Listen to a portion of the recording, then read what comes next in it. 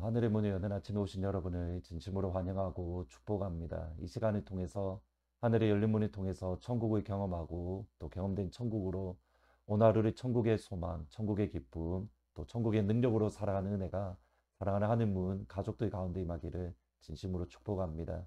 오늘은 사무엘하 6장 8절 한 절 말씀을 읽어 드리겠습니다. 여호와께서 우사를 치심으로 다윗이 분하여 그곳을 베레스 우사라 부르니 그 이름이 오늘까지 이르니라.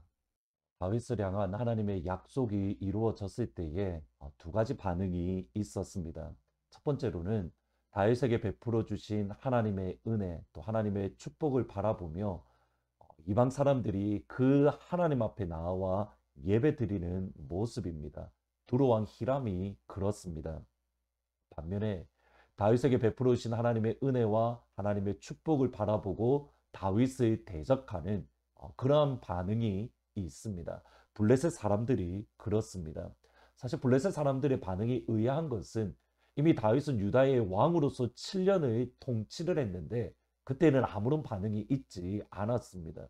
다윗을 향하여 하나님의 사랑과 하나님의 약속과 하나님의 축복이 부어졌을 때에 블레셋 사람들은 다윗을 대적하고 다윗을 넘어뜨리려 했습니다. 근데 이것은 단순히 겉으로 드러나는 다윗과 블레셋의 싸움, 그것이 아닙니다. 그 이면에는 영적인 전쟁이 있습니다. 그것을 알 수 있는 것이 20절, 21절입니다. 다윗이 바알 브라심에 이르러 거기서 그들을 치고 다윗이 말하되 여호와께서 물을 흩음같이 내 앞에서 내 대적을 흩으셨다 하므로 그곳 이름을 바알 브라심이라 부르니라. 거기서 블레셋 사람들이 그들의 우상을 버렸으므로 다윗과 그의 부하들이 치우니라. 블레셋 사람들이 우상을 버렸고 다윗은 블레셋 사람들이 버린 우상을 치웠습니다. 여기서 흥미로운 것은 블레셋 사람들이 왜 우상을 버렸느냐라는 겁니다. 20절 말씀해 보시면 하나님이 다윗을 사용하셔서 물을 흩음같이 내 대적을 내 앞에서 흩으셨다. 겉으로 들어보면 다윗과 블레셋의 싸움이지만 그 이면에는 하나님과 우상의 싸움이고 하나님과 사탄의 전쟁, 곧 영적인 전쟁인 겁니다. 다윗을 세우신 목적은 단순히 이스라엘이라는 그냥 겉으로 드러나는 나라를 세우는 게 아닙니다. 하나님의 나라를 세우는 것, 하나님이 왕이신 나라, 하나님이 주인이신 나라, 이런 관점에서 오늘 본문을 이해할 수 있습니다. 블레셋과의 전투에서 승리한 다윗은 이제 하나님의 법궤를 예루살렘으로 옮기려고 합니다. 이것은 사울조차 전혀 생각하지 못했던 정말 좋은 마음입니다. 하나님을 사랑하는 마음, 하나님의 뜻 안에 거하려는 마음, 항상 하나님의 뜻을 묻고 그 뜻을 발견하려는 좋은 선한 마음입니다. 그리고 실제로 법궤를 예루살렘 성전으로 옮기려고 했습니다. 사무엘하 6장 3절에 보시면 그들이 하나님의 궤를 새 수레에 싣고 산에 있는 아비나답의 집에서 나오는데 아비나답의 아들 우사와 아효가 그 새 수레를 몰았다. 여기서 중요한 표현이 새 수레입니다. 하나님의 법궤를 옮김에 있어서 새로운 수레를 만들어서 옮기는 것. 이 말은 다윗이 할 수 있는 정성을 쏟아 부었다라는 겁니다. 그냥 법궤를 옮김에 있어서 설렁설렁 대충대충 다윗이 그렇게 옮긴 것이 아닙니다. 그리고 새 수레에 법궤를 옮겨서 이동하는 과정에서 아무래도 비포장 도로이고 산지다 보니 울퉁울퉁하고 법궤가 떨어지려고 했습니다. 6절 7절에 보시면 그들이 나곤의 다장마당에 이르러서는 소들이 뛰므로 우사가 손을 들어 하나님의 궤를 붙들었더니 여호와 하나님이 우사가 잘못함으로 말미암아 진노하사 그리고 그곳에서 치시니 그가 거기 하나님의 궤 곁에서 죽으니라. 여러분 우사의 행동은 두 가지로 이해할 수 있습니다. 하나는 법궤가 떨어지는 것을 보았는데 떨어지도록 가만 내버려 둘 사람은 아무도 없습니다. 당연히 떨어지지 않도록 붙드는 것. 하나님을 모르는 이방인, 그러니까 하나님을 대적하는 블레셋 사람이 아닌 이상에는 적어도 하나님의 백성이라고 한다면 법궤가 떨어지지 않도록 붙잡는 것. 그것이 정상적입니다. 두 번째로는 무의식적으로 그것을 붙잡았을 수도 있습니다. 여러분 무언가 툭 떨어질 때에 아이코 하고 붙잡는 것. 그 모습과도 같은 겁니다. 저는 문맥을 보면 아무래도 울사가 의식적으로 의도해서 법궤가 떨어지지 않도록 막았던 것 같습니다. 왜냐하면 우사가 잘못함으로 말미암아라는 이 표현을 볼 때에 무의식적인 행동이 아니라 의식적으로 의도를 가지고 법궤가 떨어지지 않게 했던 것 같습니다. 법궤가 또 부서뜨리지 않으려는 사랑하는 마음, 또 하나님의 사랑하는 하나님이 기뻐하는 마음으로 법궤를 붙잡았는데 그 다음 결론이 중요합니다. 하나님의 심판을 받습니다. 이것을 8절에서 다윗은 이렇게 표현합니다. 여호와께서 우사를 치심으로 다윗이 분하여 그곳을 베레스 우사라 부르니 그 이름이 오늘까지 이르니라.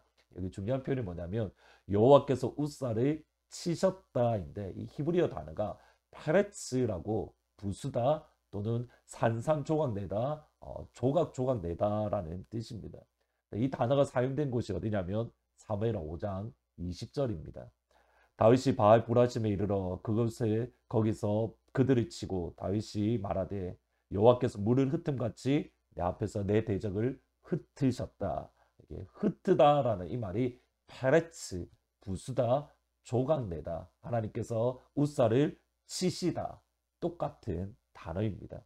여러분 그러면 어떻게 해석이 되냐면 우사가 법궤에 떨어지지 않도록 붙잡았던 그 행동을 마치 블레셋 군대를 물리치셨던 하나님의 반응과 일치합니다. 다르게 표현하면 우사의 행동은 우상 섬김의 모습이라는 겁니다. 여러분 이것이 의아하지 않습니까? 분명히 하나님을 위한 것이고 또 하나님을 사랑하는 마음이고 또 하나님을 위한 마음으로 법궤를 붙들었는데 하나님은 그것을 우상 섬김으로 판단하시고 우사를 심판하셨습니다. 마치 블레셋 사람을 심판하셨던 것처럼 우사를 심판하십니다. 여러분 그리고 이 과정을 가만히 다시 한번 보시면 다윗의 모습도 볼 수가 있습니다.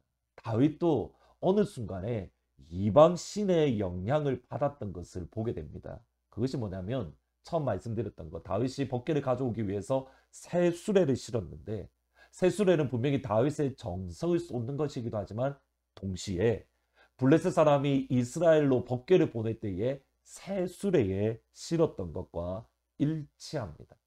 다윗도 몰랐지만 은연중에 세상 가운데 살면서 다윗조차도 세상의 영향, 이방인의 영향, 우상의 영향을 받았던 겁니다. 그것이 우사와 다윗의 모습이었고 하나님은 그들을 향하여 심판하시고 하나님은 다윗의 그런 우상적인 모습들, 그 안에 있는 우상의 영향력을 하나님은 제거해 내셨던 겁니다.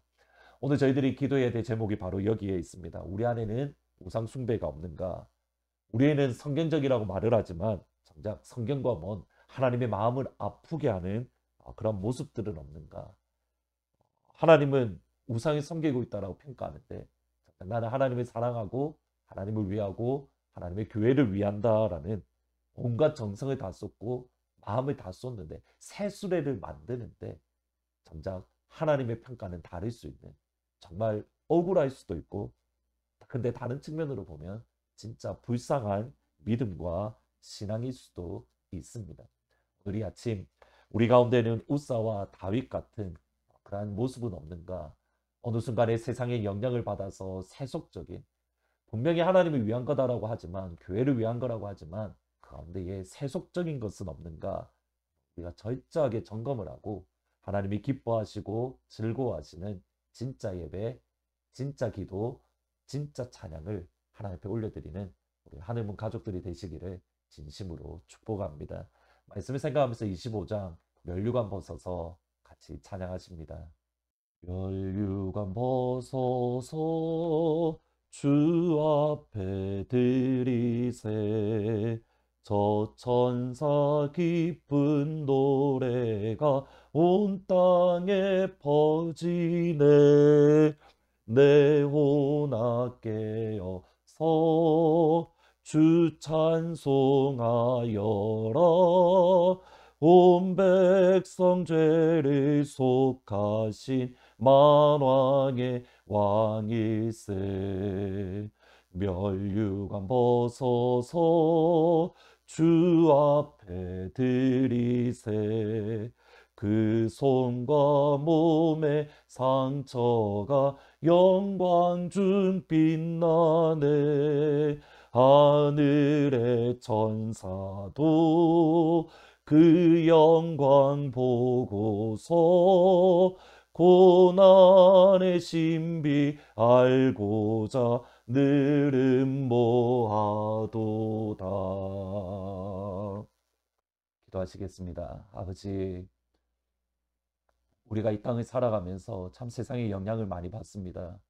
우리라도 하나님을 섬기고 주의 교회를 섬기면서 세상에 영향력은 없는지, 또 그 가운데에서 우리가 하나님을 섬긴다라고 하는데 하나님이 미워하시고 하나님이 기뻐하지 않는 모습은 없는지 우리가 이 시간 다시 한번 되돌아보게 하시고, 정말 하나님이 기뻐하시는 그 순전한 예배, 순전한 기도, 순전한 찬양이 우리 가운데 가득할 수 있도록 하나님 축복하여 주옵소서. 감사합니다. 예수님의 이름으로 기도합니다.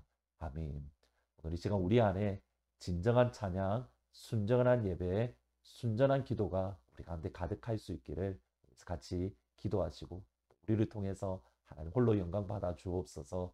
같이 기도하는 또 그런 복된 하루가 되기를 주의 이름으로 축복합니다.